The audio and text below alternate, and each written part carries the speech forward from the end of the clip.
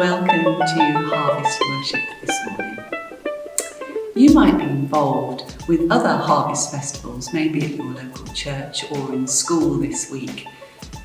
But Harvest Worship hasn't been going on for that long in the form that we know it now. It was started by a rather strange man in Cornwall in the south of England, a man called Robert Hawker. Have a look at a picture of him. This is Reverend Hawker. He had a tiny little church in a little village, Morwenstow, which is in Cornwall. And in 1843, he decided that it was time the church celebrated the farmers that were bringing in the harvest in his local village. And so he set up a church service, and that was the very first modern harvest festival. That tradition is now part of the church calendar. Robert Hawker had started something that has grown and grown and grown, and now thousands of churches do harvest worships across the world. He was quite a strange man. He was mad about a certain colour and would wear a long purple cloak wherever he went. He had a pet, but not an ordinary pet. He had a pet deer that he would keep in his churchyard, and when people arrived at church on a Sunday, they'd be greeted by the deer running at them.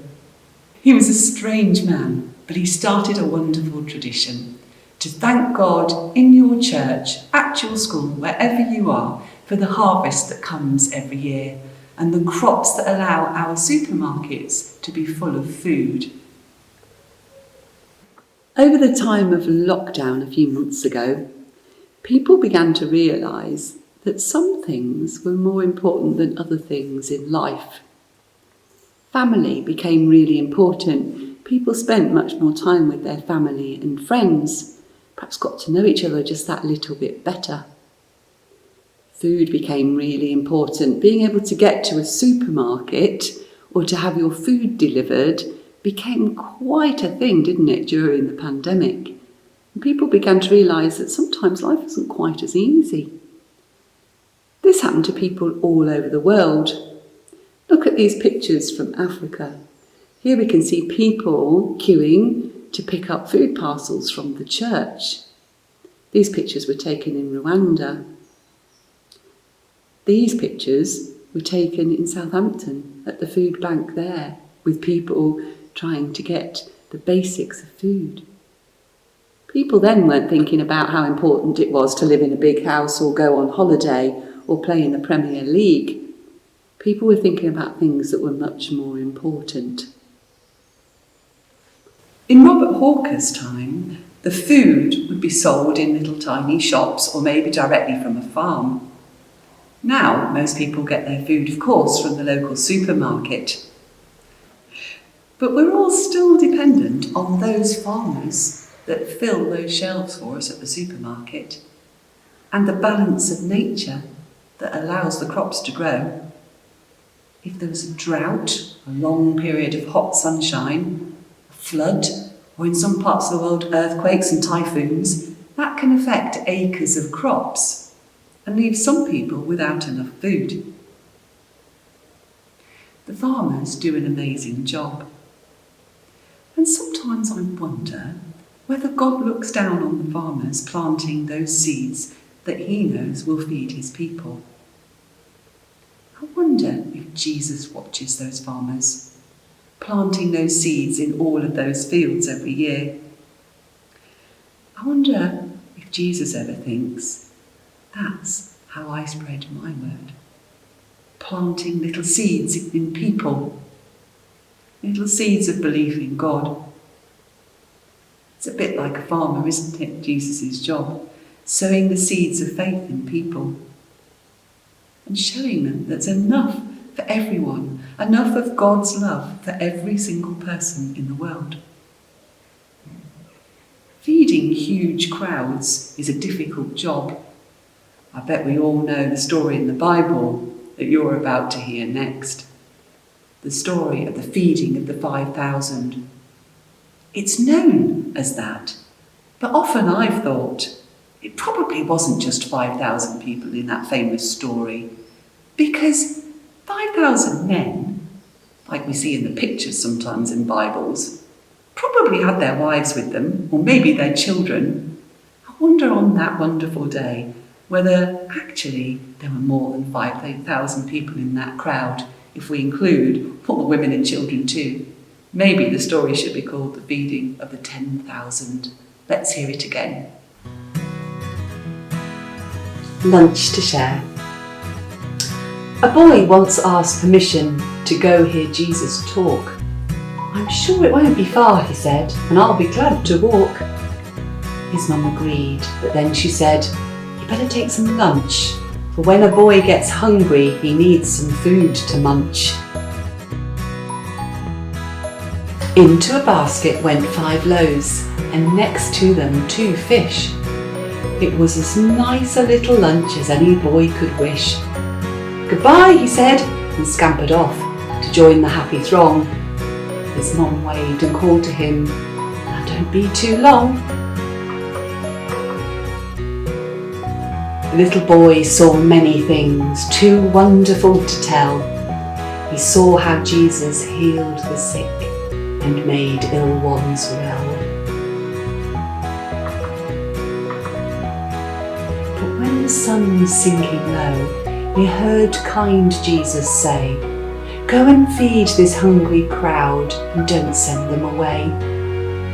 But Philip said, "It can't be done, this crowd's too large to feed. We'd have to have a lot more cash to buy the bread we need."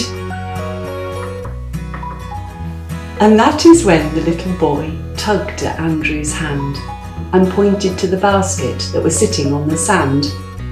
"If you please, it isn't much, but I will gladly share." So Andrew went to Jesus and set the basket there. Jesus took the little lunch and told the crowd to sit. Then after he had given thanks, he broke it into bits. They passed around the pieces till everyone was full. And when they gathered what was left, they had 12 baskets full. Harvest time is a time when we have a look again at all of the crops that grow in our fields, all the fruits and vegetables. Have a look at some of these. What will happen if someone cuts into this tomato?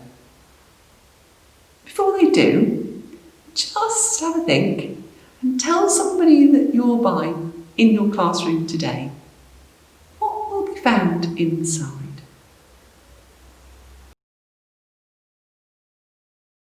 I expect you guessed. Here are all the little pips inside a tomato.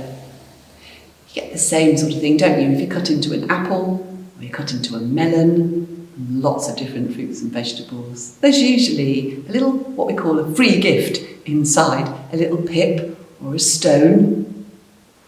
And that pip or stone, of course, can be planted to create more tomatoes or more melons or more courgettes or whatever you've cut into. Sometimes I like to think of them as little free gifts given by God, and each seed can be planted to produce more.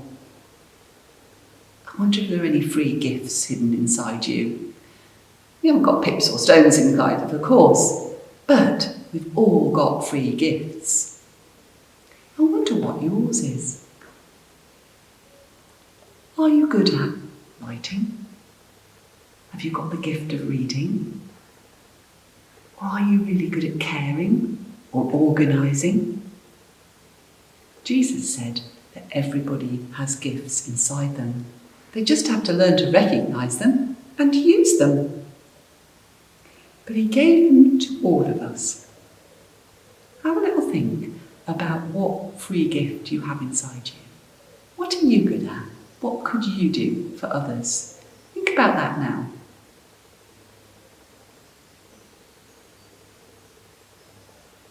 I wonder if you can recognise your free gift, whether that was easy or difficult. Have a look around the room that you're sitting in at the moment. Have a look at somebody that you know and think about what their free gift might be. I wonder if you know, or whether you need to find out. As we look at the fruit and vegetables and the crops growing in our fields, let's reflect on that. I'm going to say a prayer and ask us to think about some things. You might find it easier to close your eyes or look at the pictures or just bow your head. But have a think of the words that I'm saying. Thank you for all of the gifts that you give to us. All of the gifts that are hidden inside me. Help me to recognise them and think how I might use them this harvest time and throughout my life to help others. Amen. I hope you enjoyed that harvest worship. At the diocese this year, we've been giving away some free gifts. We've been working with some people that are organising a tree project. Some of you may have seen that already. And every school that we have, it's 160 church schools, can apply for a free gift online. That free gift is 5 trees for your school. They're not huge, fully grown trees. They're little roots of cherry trees and apple trees and pear trees that can be planted in your school grounds. And I learned something a few weeks ago. If you plant 5 trees, that makes an orchard. 5 trees or more creates an orchard, which I didn't know. So you can have the free gift of an orchard from us to plant in your school. It comes as a pack, and information about that is coming out to your schools now. I hope you'll take advantage of the free gift and plant those wonderful trees. You can have your own harvest time in years to come. Robert Walker would have been really proud, wouldn't he, of something like that. But even better, in the pack, there's a little box. And you have to make the box. And when you've made it, you put photographs of your trees and how you planted them inside. And you give that box to another school as a free gift to inspire them to grow their own trees in their school. So sometimes we call something like that a gift that keeps on giving for years to come, and you can have your very own harvest at your school. Bye.